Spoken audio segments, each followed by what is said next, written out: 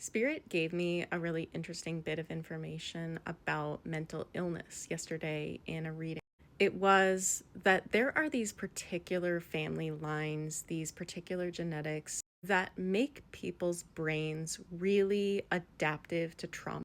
So, for whatever reason, when these people go through trauma, their brain changes more as a result of it to try and deal with it. And these tend to be the people that end up with the most schizophrenia, bipolar disorder, all of these different neurobiological chemical changes that happen in the brain, but also to the structure of the brain.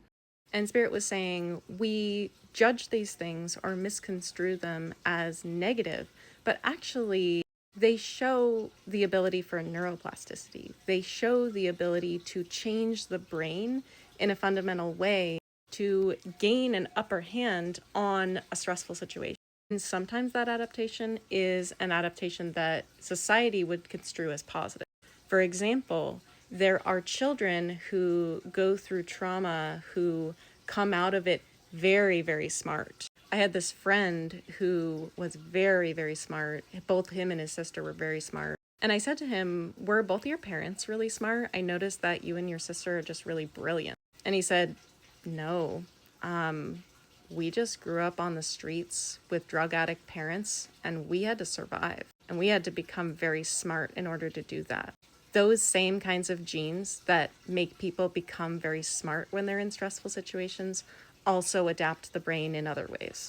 And the message was just we tend to construe it positively based on how much that person remains connected to reality. So the less the person is connected to reality, such as within schizophrenia, the more disconnected they are from body or disconnected they are from like a logical starting point, we would see it as more negative. But the ability for these changes, this is a brain adaptation. Also, these are the same people that end up with more neurodegenerative diseases, Parkinson's, Alzheimer's, for the same reasons that there is a fundamental structure change in the brain and like things kind of build up differently. Things become fragmented and disconnected, but also these people are usually highly creative, very spiritually connected. And I think the encouragement was just to see this in a more positive, less judgmental light, and to understand that this is an adaptation by someone who actually has an amazing brain that's doing something that is demonstrating an ability rather than a lack of ability. So anyway, I just thought that was interesting.